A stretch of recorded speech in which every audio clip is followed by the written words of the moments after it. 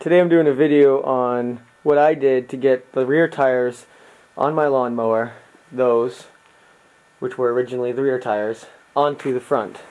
I'll also be covering basically what I did to put these knobby rear tires on. But first, just checking these out.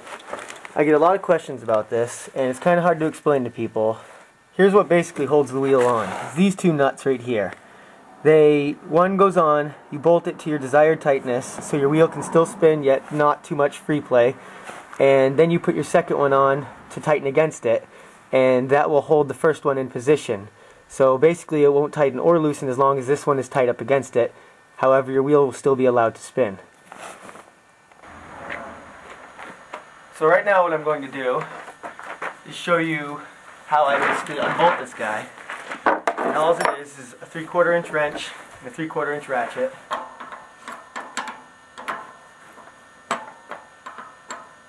Helps if you use the 3/4 inch side.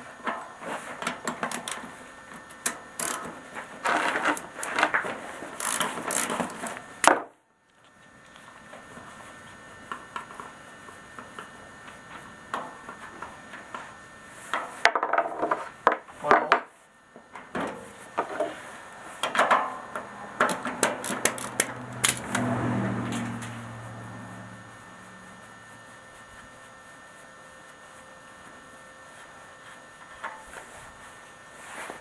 Two bolts. Got a couple washers on there that basically kind of take up any space there may be left over. I got about 4, all about the same inside size but different outside sizes. Just what I had around.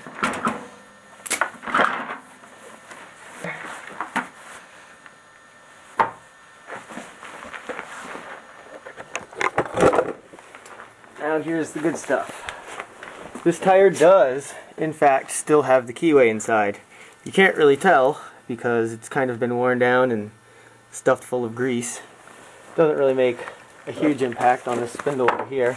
But here it is, the extended spindle that is. There you can see basically the size of the stock spindle. Goes out to about there. And this is the bolt I welded on. And basically what you need to do this is a bolt that looks kind of like this. It wasn't this exact bolt or this exact type, but this is a good example. And what I did was cut the head off right there. So you basically left with just this little shaft with the threads on the end. Butt weld that right up against to the end of the spindle like that. And as you can see, it bolts right on there. And I romped this guy pretty hard.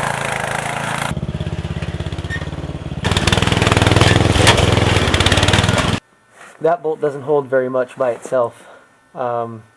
It just basically holds the wheel on. All the weight of the lawnmower is still supported by the spindle, but as you can see, my spindles used to use a cotter pin hole that dropped down, but that spindle just doesn't make it out beyond this hub.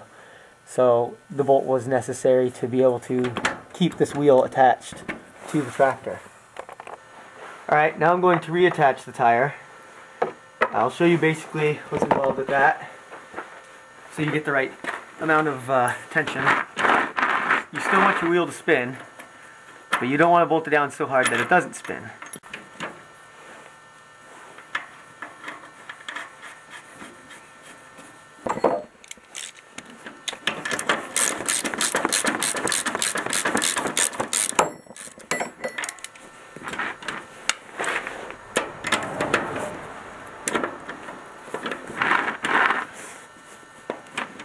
Now here's where you got to pay attention. Once this starts getting pretty tight,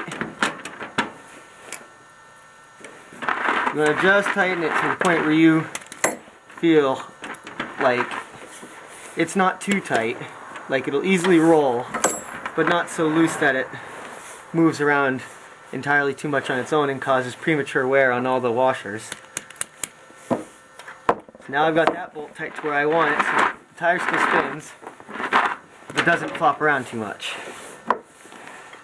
Put my second one on. What I do is I take this 3/4 inch wrench, hold on to the first one. It's probably be easier if I take this extension off.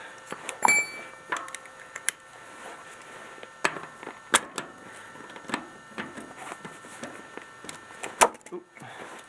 My folding ratchet is not helping me right now. There we go. There you go. That won't be ever going to come off. Alright, so that was the front, or how to get the rears in the front. Now I'll show you basically what I did to the back. That, unfortunately, isn't as easy, because I can't tell you to just go out and buy this or that and put it on. I basically got an ATV frame that came with front tires on it that still had the hubs and everything. They were still attached to the ATV.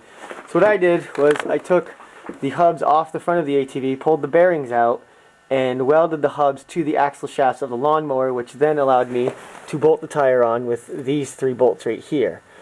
I'll jack this baby up and basically show you quickly how and what I did to do that.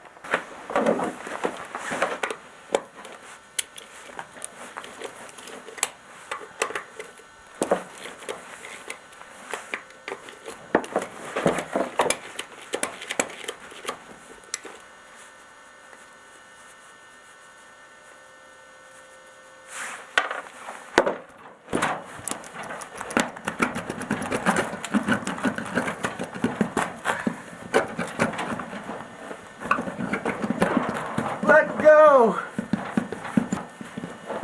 I know you like them, but let me have them for just a minute. There you are. These were the old front hubs. As you can see, or maybe you can't, this is a washer that was welded to the hub. The outside of the washer was the same outside diameter as this hub. Centered it on there and welded it. Did the same thing to the front side. Then I slid the hub onto the axle shaft just so the end of the axle shaft protruded from the washer, and then I welded the inside to basically the inside of the washer to the axle shaft. These are very thick washers. I think I used 2 of them on each side.